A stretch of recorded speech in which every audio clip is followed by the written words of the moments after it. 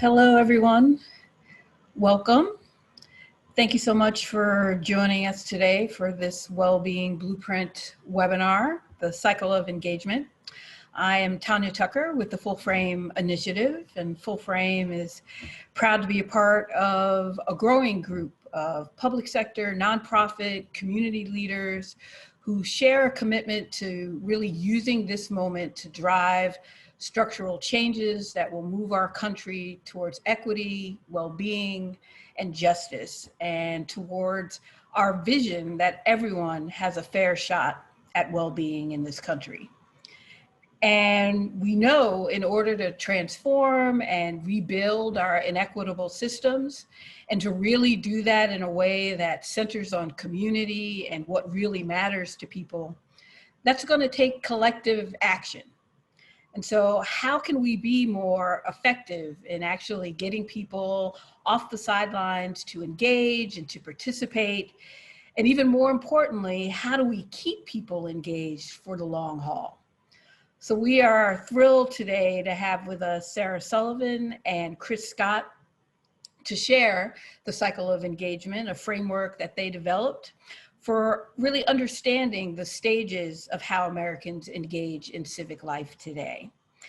We'll have time at the end of their presentation for questions, but please feel free if a question pops in your mind to use the Q&A tab at the bottom of your screen to put in a question. We'll be monitoring those and we'll get back to those at the end of the presentation during the Q&A session.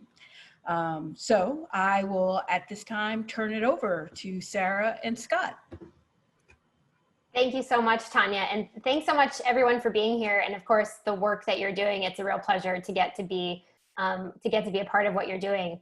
My name is Sarah Sullivan, and I am the head of product and program for Think of Us, which is a technology-focused nonprofit that's working to transform the outcomes for older youth in foster care, specifically those who age out of foster care. And Think of Us as one of the partners in the Wellbeing Blueprint. So that's one of the ways we got connected to this now. And I want to introduce my colleague, Chris Scott. Chris? Hey everybody, I'm Chris Scott. I am a senior designer and researcher at Alloy. We are a progressive data company, kind of rethinking how progressives and democratic campaigns can use data. And I got my start in this space kind of working with Sarah on this research, looking at how people actually engage in the process in the beginning. And so now looking at kind of the back end of that on the data side to tell people how and when people are engaging and how to keep them there. Beautiful. Thanks, Chris. So I wanted you to know a little bit about our backgrounds now, but actually this presentation that we'll be giving today is one that we did in our past lives just before this, way back in the old era of 2017. So next slide. And Chris and I were running at the time a new nonprofit organization called the New Data Project that had come about right in the aftermath of the outpouring of engagement we saw in January 2017. And so this talk is a little bit of a story of how that research came to be and what we found and how some of those lessons we think can apply to this moment in time. So next slide. So we'll start our story back at the beginning of 2017, which of course feels like decades ago. And in that moment in time, obviously we had just inaugurated a new president and we saw this tremendous outpouring of civic engagement. Obviously with the women's marches, lots of new people starting to run for office for the first time, many people beginning to engage in civic life really in a new way. And we saw that as a tremendous opportunity. But as a new organization, we thought, what can we do to be of service in this time? We're a technology-focused organization, so we thought we were going to build something, but everything was changing so quickly that it was unclear what would even be useful to build. So we started where good technology projects should start, and we started doing a bunch of user research. And so basically, our goal was to understand what was really going on and what would keep people engaged. So to Tanya's point, we saw this tremendous outpouring of activism, which was great, but we could obviously see that that wasn't engagement at that level was likely to not last forever. So what would actually help propel this to have the kind of momentum to where it could be lasting? And in particular, our organization was really thinking about the midterm elections in 2018. So we had nearly 2 years that we were thinking about, you know, how can you take this moment in time and propel it to actually continue on so that it could make a difference in November 2018. So we recognize that we were back then in kind of a similar place that we are in this moment, with tremendous societal change, tremendous societal engagement, all of which are confusing on the change part and wonderful on the engagement part, but poses the really important question, which is, now that we have many, many people engaging in these ways, which is a tremendous opportunity, how can we actually capitalize on this momentum and as organizations, put the right guardrails in place so that we can actually help this lead to true transformation, which obviously is what the Wellbeing Blueprint is a part of. And I'll just say one other thing. After we kind of get to the end of our presentation, I think some of this will make more sense, but I think it is interesting to think about what the threads, like how well-being intersects with civic engagement. And I think you'll kind of see some of that come through. So I'm excited to talk about that. Okay, so the next slide. So it was January 2017. We didn't know what we didn't know. And so we dug into a deep user experience research process. And we picked up on the research where some of our colleagues had left off, particularly a colleague in the space named Kate Krontiris, who had done a bunch of research out of Google Civic Engagement Lab around what she coined interested bystanders. And these are people who were very interested in issues, who knew a decent amount about issues, cared a lot for sure, but for whatever reason, they weren't taking action.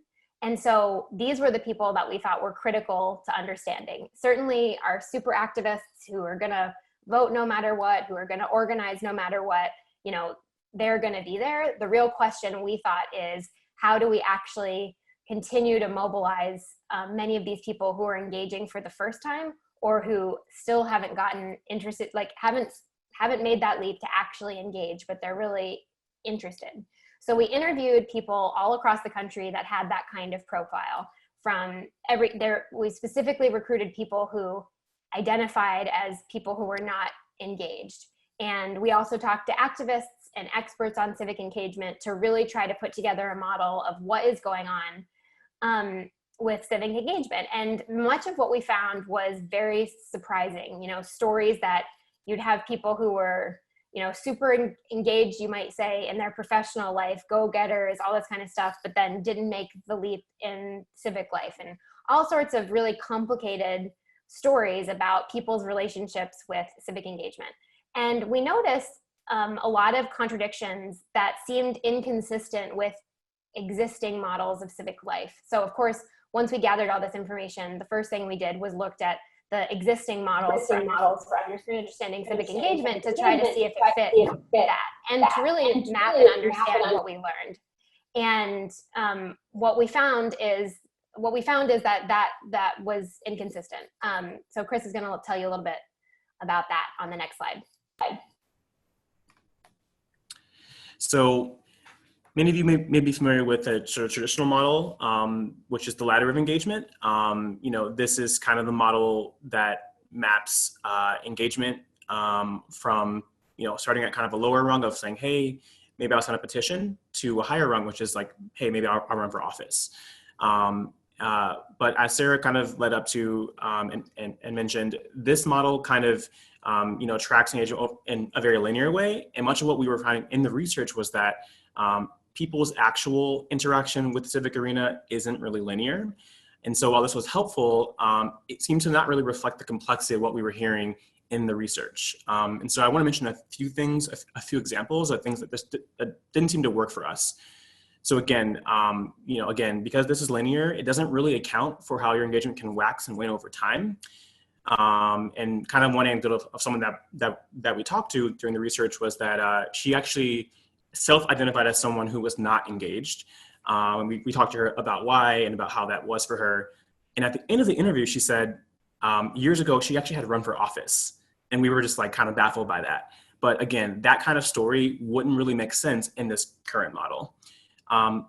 Additionally, the ladder describes the action that someone is actually taking, but it says nothing about why someone would take those actions in the first place, and importantly, how they feel when they do it.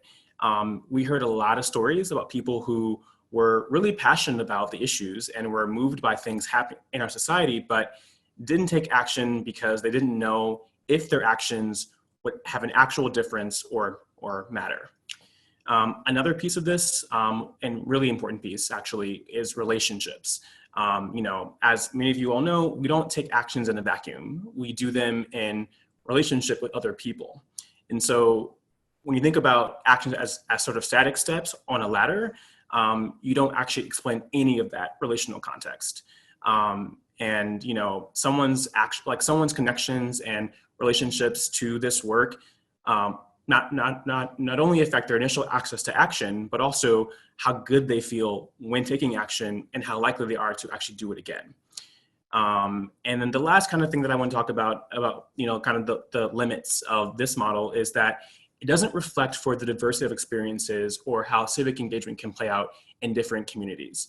So it's really important for us to remember that the things that really work to engage folks from one group may not work for another group. A couple examples.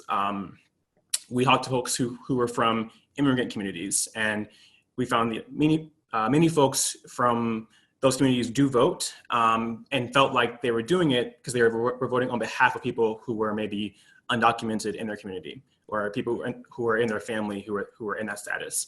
And so thinking about how we can leverage that, as a unique cultural thing or a unique experience is important when thinking about deeper levels of engagement from that kind of community. Additionally, for Black communities, we found that Black Americans tend to have the highest rates of civic participation relative to their level of resources and education, in part because there's a cultural norm to honor ancestors, and a way that manifests in the civic arena is through voting. And so it's really important for us as organizations to think about how we can lean on norms like that in ways that encourage engagement, and to remember that those are unique to different kinds of communities. Another example is with Asian Americans. I think when calibrated for the level of resources and education, Asian Americans tend to have the lowest level of civic engagement of any racial group, and that part of that's because they don't have the same norms around voting. And so again, it's important for us to remember that we have to lean on different tactics when encouraging voting there. And so because of all of these contradictions and all these different, the diversity of all these experiences, we determined that we needed a better way to visualize the complex nature of civic engagement, and especially if our goal was to uncover how we can actually sustain it over time, and how we can get people to engage deeper over time. And so we wanted a way to figure out, how do we think about these emotions, motivations, experiences, and importantly, relationships. Next slide, please. So to kind of understand what we were learning, we created a new model. So I want to introduce the cycle of engagement, and we're going to kind of walk you through how this works. But I'll just say off the top that unlike the ladder, we didn't map specific actions like voting on here. Instead, we thought we should map internal states that someone goes through when acting in the civic arena. And because we found that engagement is cyclical and not linear, and we found that it is relational and tied to our sense of self, Sarah and I are going to kind of walk through how many of those qualities play out and sort of map to this cycle. And as we go through each one, we'll kind of share a key takeaway about how you can apply some of this understanding to your work. So next slide. We're going to kind of walk through how this works. And there's a lot here, so I'll give you one to look at this, but I kind of want to also walk you through it slowly through the different phases. So as you can see, there's a light purple phase here on the left side, and I should say off the top that there are kind of two sides to this diagram. There's the left side, it describes states of being not engaged, and the right side is looking at how you are when you are engaged. So starting there on the purple one, there is the sort of avoidance phase, which is where many people start, they're unengaged, and they're not really sure what to do about that. But then they kind of move into the teal section, which is learning. And this is where someone kind of begins to understand issues, learn about them, and build a personal competence towards taking action. From there, they move into the sort of light green phase, which is where someone really evaluates, what role do I have as a civic actor, and how do I find opportunities to do something about that? And then importantly, this sort of light blue phase is the ask. And this is really where someone is invited to actually do something, either by another person or organization, or because they just feel internally called to act. And so after answering that internal call to act, they move into the orange phase, which is where they actually take an action. And so that might be coming out to a march, that might be making a call to their senator, it might be starting an online petition, but just something to get them started, a small action. And after they do that initial action, they move into that dark blue phase, which is where someone actually makes a commitment to doing more, and finds a way to really sustain that effort. And this is important because this is where we want more people to be, this dark blue phase of commitment and sustainment. Importantly though, after that is the dark purple phase, which is where someone really evaluates, what they did and if it mattered. And that leads to a fork near the end of the cycle, which is where people take time to rest, recover, and hopefully take action again. However, if that also, because it is a fork, it could lead back into burnout and regression back into inaction. And so here with this kind of intro to the cycle, we just want your takeaway to be people's interactions and relationships with civic engagement change immensely over time in nonlinear ways. And this is kind of an intro to how that can happen. Next slide, please. So I want to show you guys how different dimensions of civic life map to this cycle. The first one that we'll kind of walk you through is emotions. Civic engagement is emotional. And so perhaps the emotion that we are all most familiar with right now is anger. We've got a lot of anger going around, and it is really fueling our sort of progressive resistance and much of what we see happening. And that's for good reason. But if you look closely, look at where anger falls here on the cycle. It's there in the light green phase. So anger is only a starting point, because anger alone is actually a pretty exhausting posture to maintain, and it really won't sustain what we want to see over time. And so it's really important to know that as we think about how we message things, how we engage folks, anger just isn't enough. It turns into apathy over time. Anger is, again, here on the left side of the cycle. And so, because we want more folks to be here on the right side, our goal is to get people into hope, into pride, into optimism. And so, again, our key takeaway here should be that burnout is important to be aware of. And so to avoid it, we need to get people into hope. Next slide should have a quote. We talked to a number of activists during this research, and we talked to a woman who ran a group in Seattle, like a local group of activists. And she said, in the beginning, people just showed up because they were angry. But now I need a way to get people now I need to find a way to get people interested again, and maybe make it more positive and upbeat, because folks get tired of everything being so depressing all the time. Next slide. Turn it over, Sarah. Thanks, Chris. Okay, the next point we want to highlight. You know what? Chris, can you hear me? Okay, great. Next aspect we want to highlight is that civic engagement is always tied to our sense of self. So just like we did with emotions, we basically took this cycle and layered over it different identities belong around our sense of self. And what we found is that basically our empowered, bigger, stronger feelings overlap with the right side and actually being engaged.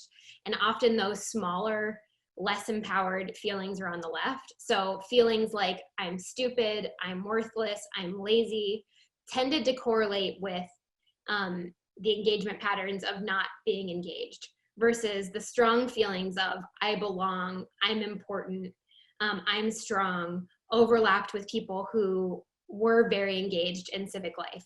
So the really interesting piece about this is that we found that our internal state has much to do with what our external activities look like. So how we're feeling about ourselves emotionally and as a sense of self,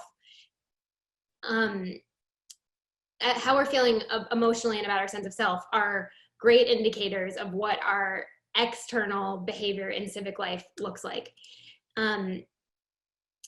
And what we found, is that the people that we talk to over here who would sometimes feel like I'm worthless, I'm stupid, that these people weren't lazy or apathetic, generally speaking. What we found is that they literally had made the decision and reflected on the potential actions they could take, and were not sure that their actions would actually matter. So it wasn't necessarily coming from a place of like, oh, I just don't feel like it, or oh, I don't care. It was coming from a place of do the actions that I could take actually matter? So our big takeaway from this idea is that the most sustainable sense of self here is a feeling of deep belonging, which is over obviously on the dark blue side on the right. And to belong, we need to feel like we matter, and that we are in strong relationships with others, and that we are deeply empowered. And if we can basically get folks to the internal state of feeling like they really belong in a movement, to other people, to the cause, then that's actually a very sustainable place to be in, because from there that goes into this I'm important stage, which is evaluation. So if the dark blue, I belong, is the work, and that purple is the evaluation and reflection on the work, if you're going into that feeling like you belong and that you're important, you can make that loop back around in the recovery, which is the I'm strong. You could make that loop back around and then keep yourself on that right cycle, which is ultimately where we're trying to trying to encourage people to be. Okay, next slide. And this is a quote by one of the leading experts in this field of civic engagement, Lisa Garcia Bedoya. And she said, it's not that people are lazy. It's not that they don't care. It's that they think they don't have the power to do anything.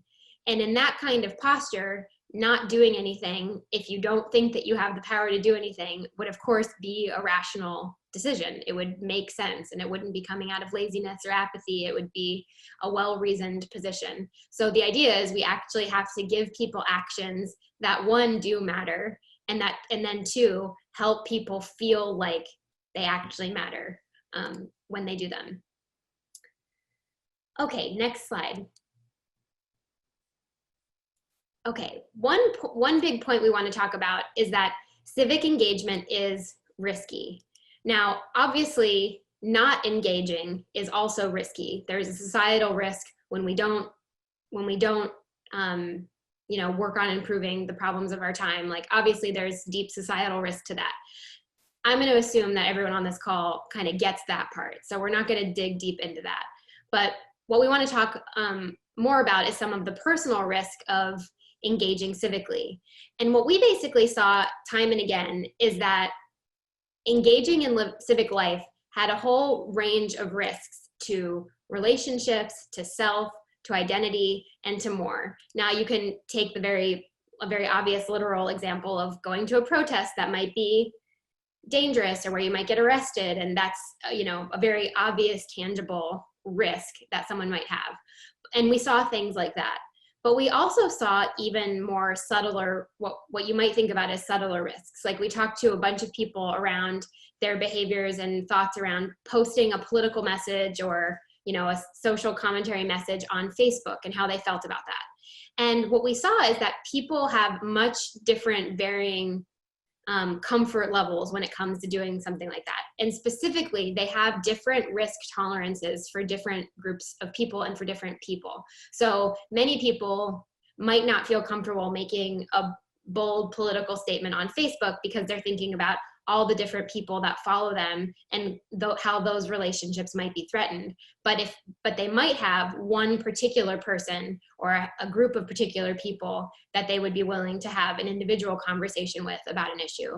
And basically what we found is that people are doing all of this kinds of mental math all the time that's mitigating and thinking through ultimately the risk of behaving civically. And the biggest one I would say is around, and you hear, we have obviously examples on this slide like bodily harm or money spent or loss of jobs, and those were real. But I have to say the thing that we probably heard the most was around straining relationships and not wanting to basically put the burden of different political issues on certain relationships, and people knew which relationships could handle something and which couldn't. And I think this is especially interesting right now when we're going through a time collectively where many individuals are having some really hard conversations as organizations, inside their families, inside their schools. And, we're having a lot of, big conversations and hard conversations around race and justice. And it's just important to know that people of all kinds are weighing the personal risk of having those conversations and in which spaces. And so, I think anything that we can do to help acknowledge that is good. I will kind of fast forward just to give you one little anecdote to put this in some context. Ultimately, what we ended up doing with this research was, as our last organization, we applied this to basically creating something that helped get out the vote in the 2018 midterm elections. And what we actually created was this application called Vote With Me, which is a mobile phone app that helped you find the people in your life that might need to be encouraged to vote, and then had you text them to vote. And so unlike the apps that are going around where campaigns are texting strangers and a stranger from what a campaign you never signed up for is texting you something, this was not that. This was a friend, someone you already know, texting you with a reminder to vote. Now, what we found time and again in this is that people were very, very cautious and had very different levels of risk tolerance to texting a get out the vote message to somebody that they knew. And one of the ways that we were able to overcome that from a design perspective is that we ultimately tried to create a product that was as transparent as possible. So you knew what you were looking at and why one friend was showing up on your list to text and another friend wasn't. And we tried to give users as much control as possible. So I'll spare you all the details, but in an early version of the app, we just gave people a few list of names, thinking that a shorter list might be easier, but they basically felt like, and in that way, it wasn't very transparent. You didn't know why these names were on it and why other names weren't. And so instead we opted to give people a list of all their contacts, and then basically gave users the power to sort and decide who they wanted to reach out to. And all of this was ultimately to mitigate risk, because people felt like the task of reaching out to their own friends with a reminder to vote, which was it was nonpartisan, it didn't advocate for a candidate. It was a neutral reminder to vote, that was people were so risk adverse to that we wanted to create a product that ultimately mitigated that risk and gave a task that felt safer to the end user. So that's a little bit of how we ultimately used this research to build something ourselves. Okay, I'll pass it back to Chris. And the next slide. Great. Thanks, Sarah. As we mentioned before, civic engagement is also quite relational. And so here on the right side, I've called out a couple sections in the blue and purple areas where you see all the things that we should be doing to help keep people engaged. And those things are all quite dependent on strong relationships and, as Sarah said, a sense of belonging. We know that movements are made of lots of human-to-human connections, and it is those relationships that make people feel a part of something, which is really important. We know that connection to people, we know that our connections to people who share our values and our identities help to build new kinds of relationships and strengthens old ones. And as we said earlier, folks oftentimes act on behalf of their community, and so those connections and those relationships are what motivates people to sort of care and make meaning of what they're doing. For anyone in the room who's an organizer, you will know the adage, volunteers come for the candidate and stay for the organizer. And that's really because we need other folks to help us dig in, and we need other folks to really help hold us accountable. And we need folks to help us commit to them as well as to the cause. And then if you look here in the purple section, there's that juncture around recovery. After someone has showed up, they've sort of worked hard, and it's important for us to remember that they're going to need folks to help, but they're going to need other people to help them, pat them on the back and say, hey, you got this. I support you. Stay here, stay in this, take what you need. I can help. That kind of reminder helps them know that they belong in this work and that they have support from others so that they don't slip down into burnout again. And so again, our takeaway here should be that when we focus on deepening relationships, people begin to understand not just their individual power, but also their collective power. And it is that power, when you put it across a network, that creates a momentum that pulls in a lot more people. On the next slide, there's a quote that we came across from Simon Sinek, which is, when you look out and find people who believe in the same things you do, those people become brothers and sisters in that moment. And it is those experiences which inspire people to do it again and again. And this is really important to talk about, especially right now. I'll mention a little bit about, we're all living through this COVID-19 moment, through this pandemic, and we're finding it especially difficult to solve collective challenges amidst this pandemic, when we are physically separated from other people. The ask of us right now is social distancing, when we all know that what we really mean is physical distancing. And as a result, relationships have had a big reset, or a big setback rather.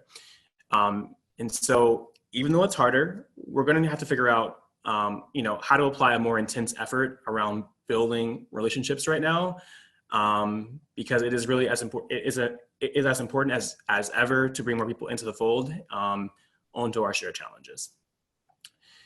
And then on the next slide, I'll just say a little bit about organizations. I know many people on this probably work for different orgs and maybe are wondering, how would these actually apply to the work within an existing organization? And I think if any of you are taking on that task to make things better, to help your org think about how to engage folks better, to maybe implement some of what we're talking about today, we know you're going to be up against a lot, because oftentimes organizations are quite self-centered. If you look at here in the green phases, orgs really leverage a lot of anger to help keep people engaged and motivated. We know that oftentimes here in the light blue, orgs think about money as like one of the main asks of people. Give me money.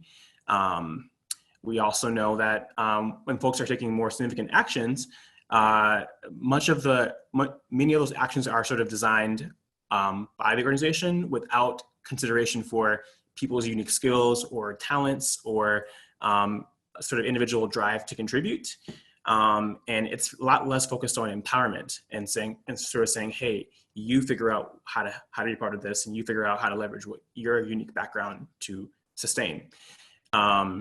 And then lastly, I think, people know that we heard a lot in this research that people were hesitant to even give up their email address because of the nonstop emails, the nonstop asks for things without consideration for the cyclical nature of what this feels like, and what it's like to actually be part of a thing and need rest, recovery, and time for reflection to actually keep going.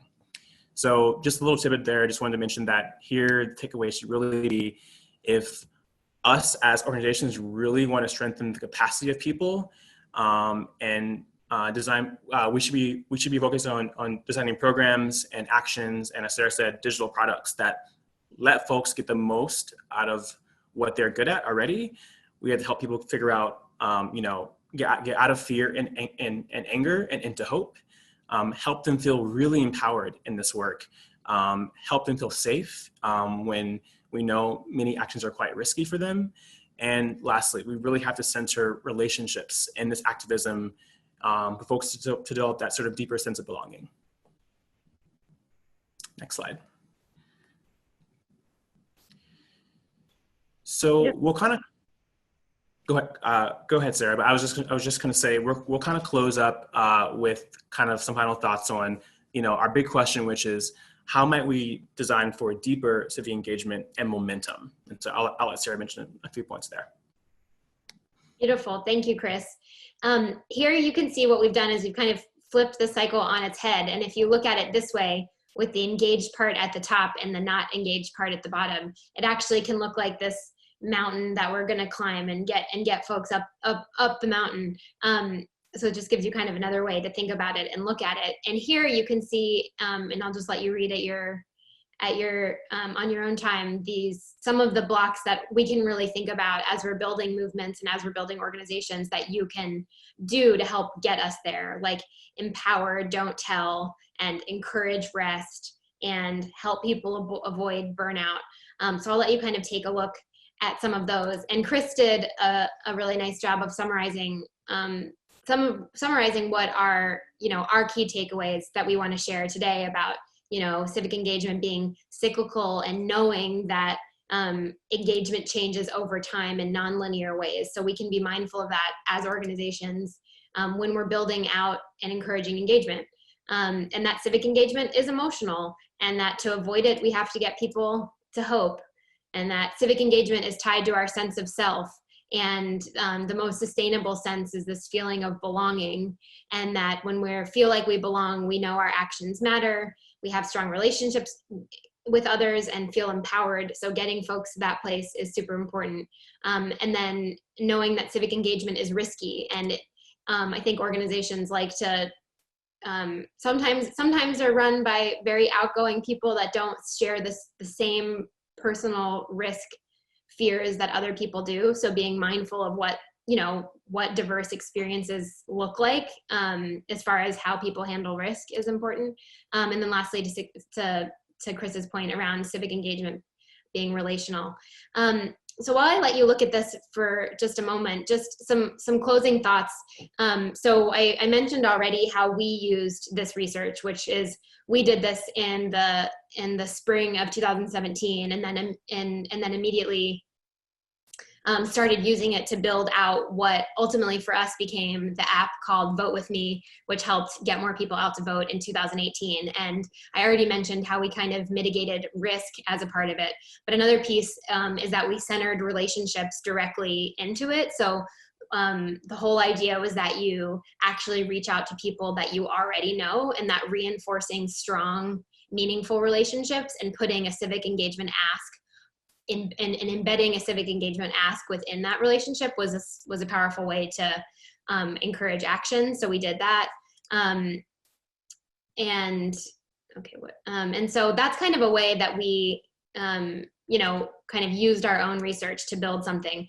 But we think this model is still interesting, regardless. And we recognize that you all are in a similar moment as we were maybe a couple of years ago in thinking about how do we sustain momentum and how do we use this momentum to do a new initiative for which you all, of course, it's the wellness blueprint. And just one point about the kind of overlap between activism and wellness, which even as we put this talk together is a little bit, are not two topics that you always hear going together, activism and wellness. And in some ways, we have a piece of us that feels like that these things can be counter, or that in some ways these things are, counter to one another. Like either I care about other people and I will work for other people, and I will spend my time doing that, or I care about myself and I'll work on self-care. And it's an either or exchange. Like if I'm taking care of myself, then I can't be taking care of other people. And I think all of us innately know that's not right, but there's some piece of the narrative that's kind of told that way. And one thing that is really interesting is that this model really puts that dichotomy, has another perspective on that dichotomy, and does not think that taking care of other people and taking care of yourself are any different. Because ultimately in this model, it's if we actually address the internal state, we can get folks to feeling hopeful, to feeling empowered, to feeling like they belong, all of which are ultimately internal states of being. That if we can get those internal states of being, that's actually what maps with the most amount of civic engagement and, more civic engagement. So contrary to this idea that well-being and activism are somehow separate, that really they're fundamentally to each other. Having folks being in a thriving state of well-being is what will reflect it out from there being a thriving, will be thriving civic engagement sphere. So that's kind of when our big takeaway is that knowing that this internal state actually is what determines or has a huge impact on what happens externally, is one of our big takeaways. And Chris, I'll let you share any final thoughts you have before we open it up for questions. Yeah, I think we're thinking a lot about how this applies now, because this is, as Sarah said, this is about a couple years ago we did this research, and so we love to know what's kind of bubbling up for you as you hear these things, how it might how it might inform some of your current work, or how it might questions that you have as you heard kind of what we shared. Thank you, Sarah. Thank you, Scott. I do want to open it up for questions from the group, and certainly you can post those in the Q&A, because we've got time for those. And I'd love to actually get us started with a question, and both of you, I think, alluded to our, current context and environment that we're in right now throughout your presentation. But so, as a country, we're dealing with, basically two pandemics, right? Our coronavirus and systemic racism, which certainly has been around for centuries, but at the forefront for us right now. And given that's our current context that we're dealing with, are there particular points in the framework as you've presented it that are particularly poignant that we need to be paying perhaps even closer attention to because of everything that's going on in our environment now? Are there points in the framework that our current context just makes more difficult, or perhaps some places where it would be easier to engage because of our current context?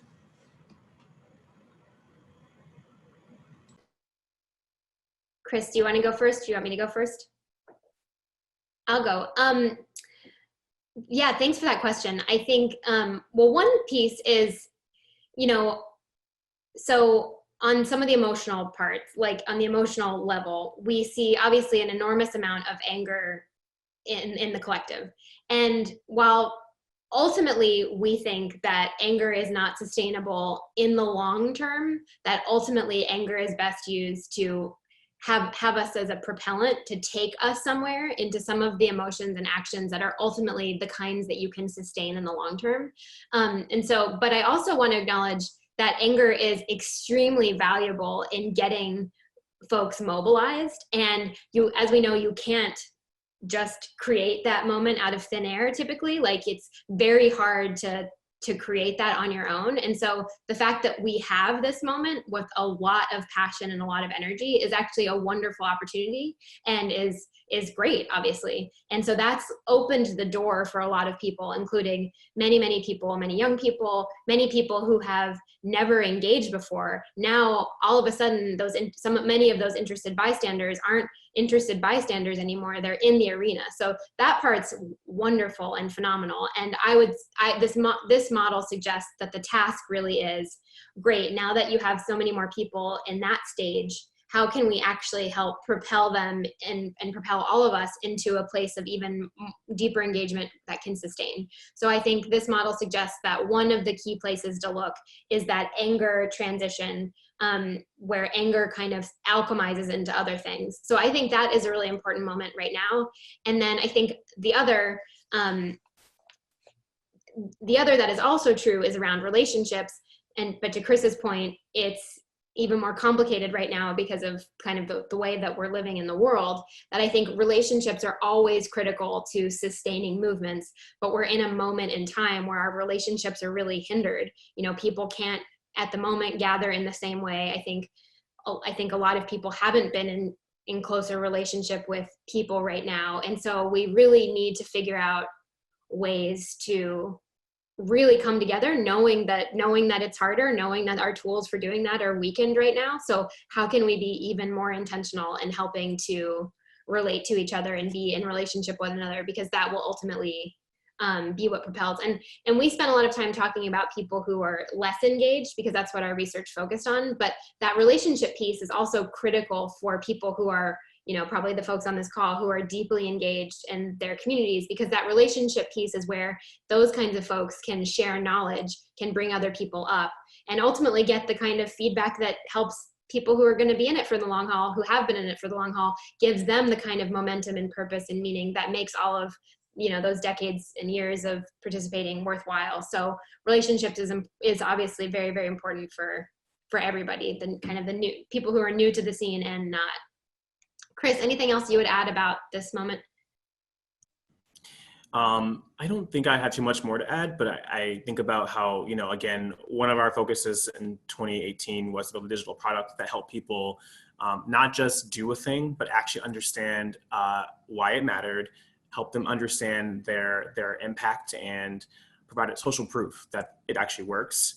And in the process, help them to deepen their connections and relationships. And so, you know, I think that for those of you working in like the digital space, there are a lot of opportunities to embed much of this into products, online campaigns, etc.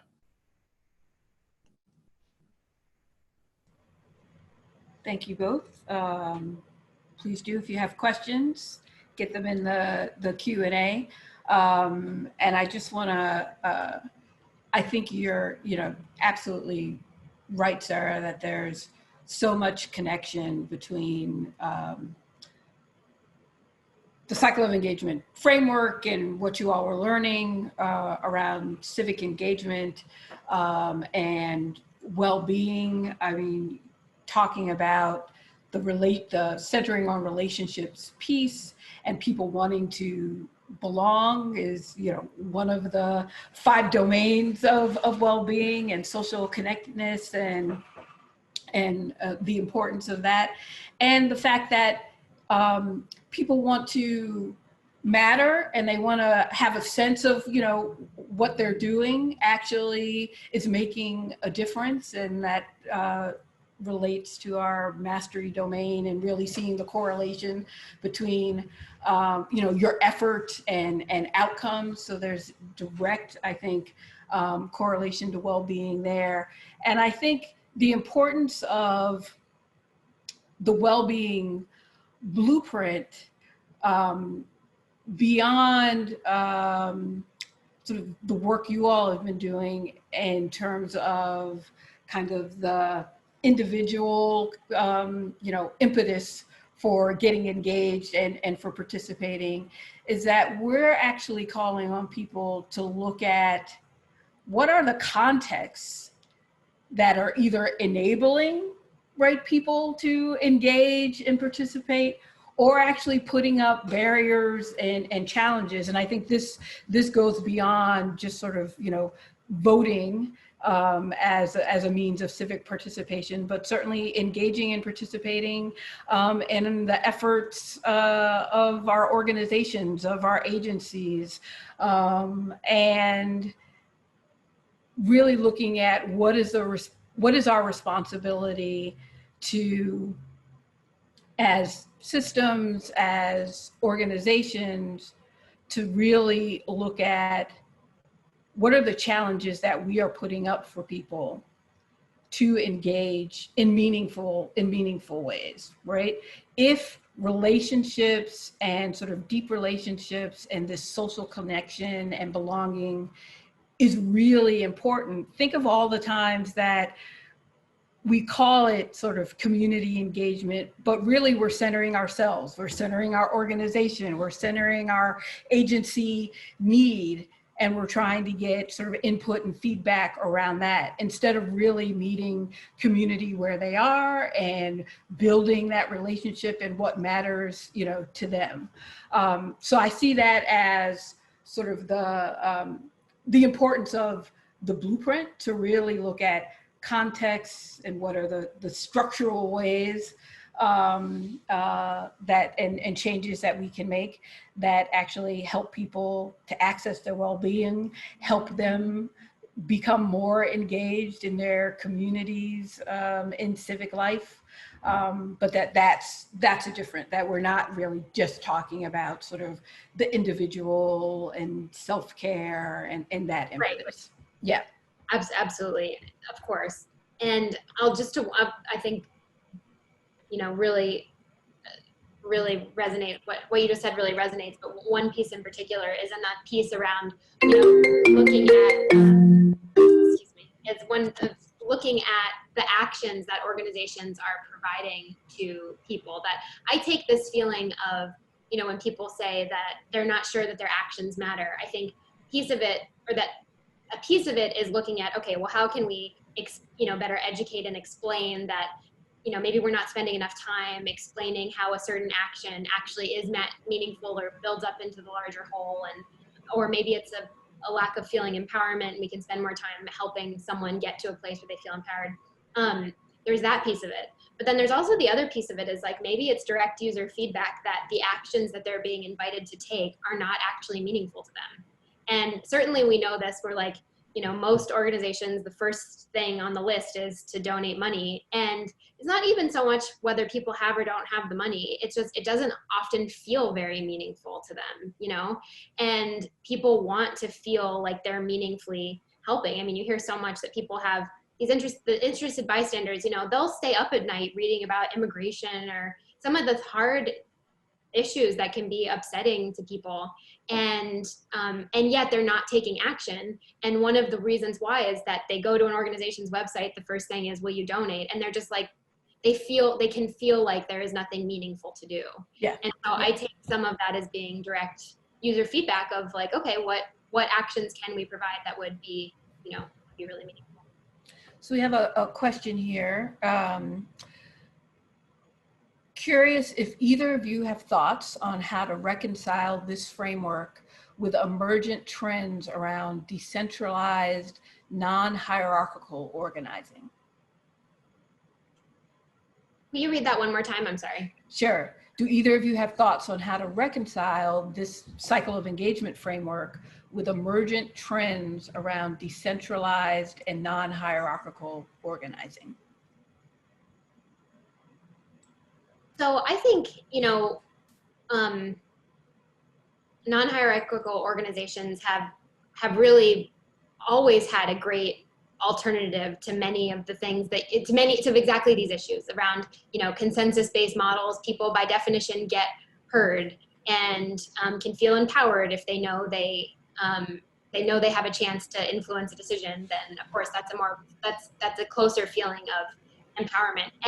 But I think then there have been obviously critiques, academic and, you know, experiential ones by people who've experienced organizations of those models where sometimes, you know, the critique that they can be, you know, less efficient, or that there are certain other kinds of personality-based organizing patterns that can come out where, like, you know, people who are more vocal or more extroverted sometimes fare better in that model than people who are more introverted and don't want to speak up every time. So, you know, they're you know, critiques, but I think certainly those kinds of organizations with more radical participation get at improving many of the problems that we see with current organizational patterns, like not feel empowered, or like you have a say over what the activities are. And so I think there's so much to learn. And I frankly, just at a macro level, like, I'm not here to say which one is right. I don't know. I think we're just at such a big reflection point in the society as a whole that I think that is exactly the right kind of question,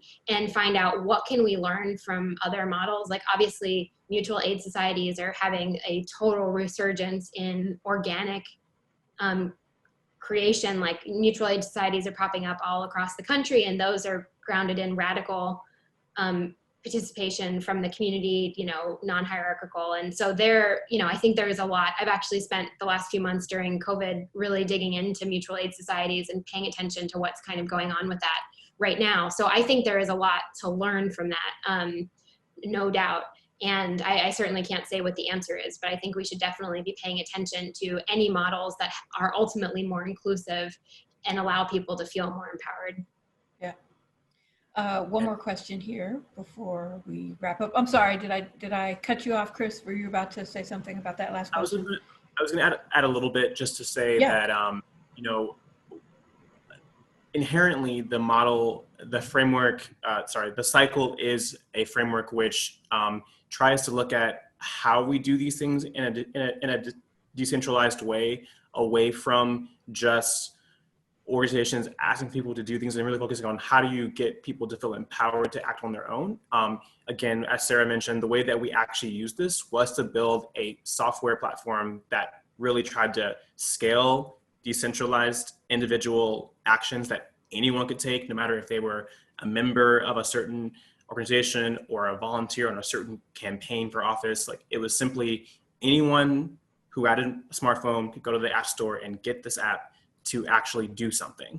And so I think that is truly inherent in the way that we built this. And our job, for those of us who work part of the sort of legacy historic organizations, is to think about how we interact with this, like, rethinking of how people engage with the civic arena as individuals. Thanks. We've got just a couple minutes left, but I want to make sure I get in this last question here.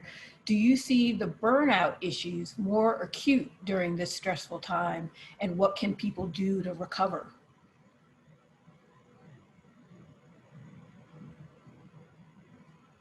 Chris, would you like to go first? Or do you want me to jump in? Okay, I'll jump in. I would say yes. I mean, just observationally, yes. I think one of the things that's going on is that we're just having this collective crisis moment. And like, we all know what that's like when we have an individual one, but now we're kind of all going through it at the same time, and we're having different experiences and impacting people differently, but it's all kind of happening to all of us at the same time. So yes, I absolutely believe that it is creating a more stressful time, in part because of that compounding nature. And that, yes, I think burnout is probably, more of a risk in this time than others. I would say, what can you do to recover is frankly, probably a lot of the things that you all are working on at the Wellbeing Blueprint, I would think. And certainly a lot of the points that this work points to, like deepening relationships, allowing opportunities for people to tap in and tap out. We can feel like we can tap in and tap out when we know other people have our back, that if I go away for, the weekend, a month, 2 months, whatever it is, people are going to be there to carry the movement forward. I know they've got my back, that kind of thing. So I think, and that coupled with much of what the well-being work that you all are doing, I'm sure it's very important. And Chris, I know you had thoughts about this kind of potential for burnout in this moment. You were kind of reflecting when we spoke earlier. I don't know if any of that feels relevant to this question. Yeah, I was just thinking about how, we saw, again, this research began because of what we saw really around the Women's March in January 2017, and that kind of historic uptick in engagement. We all lived through a similar moment in May and June when we saw historic turnout on the streets. And I think that this is showing us that people showed up, people were angry enough to come out and march. And I think that many of them are probably wondering right now, well, what else is there for me to do? What else can I do? How do I stay engaged if I'm tired of marching, or as the weather changes, or as it becomes more dangerous to be out there, frankly. And so, these are thoughts that we are currently sitting with, and hopefully many of us are sitting with right now, and thinking about where do we go from here. And hopefully this provides a little bit of a starting point to think about that. And if Sarah, Chris, you can indulge me for 1 minute, there was just one more question, although it disappeared, so maybe somebody answered it. So I just answered. Did you? Okay, wonderful. Thank you. Thank you, Sarah. Thank you, Chris. This has been wonderful. In the leading up to this event and the conversations and planning, and we think there's some alignment here and that this could be of interest, and now going through the full presentation, there's definitely so much correlation to what we're trying to do with the well-being blueprint, and with, you know, how we think about well-being and people's, you know, sense of belonging, and the importance of relationships, you know, truly being essential, and essential elements of well-being. I know, as part of the well-being blueprint, I think we're going to be looking at the cycle of engagement and that whole approach to how can we incorporate that and use that in terms of advancing the well-being blueprint and the principles and actions and recommendations there. I hope everybody who joined us today is really looking at how you can use this framework and the work that you're doing, and the collective work that we hope that all of you all are joining us in as part of the well-being blueprint community. So thank you all so much for taking time out of your day to join us. We've got other events that you'll see information on shortly, so please join us for those that are upcoming end of this month and into October. Thank you again, Sarah and Chris, for joining us today. Have a great day, everybody. Thank you so much. Thank you for having us. Thank you.